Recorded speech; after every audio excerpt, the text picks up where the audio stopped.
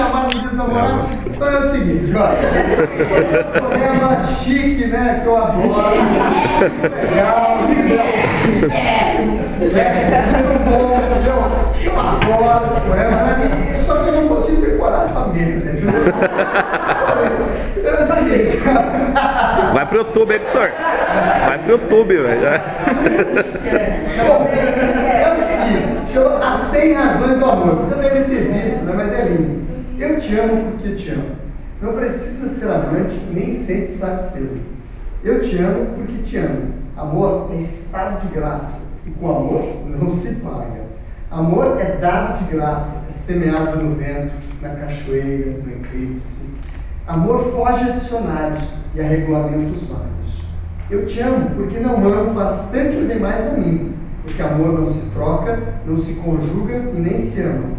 Porque amor é amor a nada, feliz e forte em si mesmo. Amor é primo da morte e da morte vencedor, por mais que o matem e matem a cada instante de amor.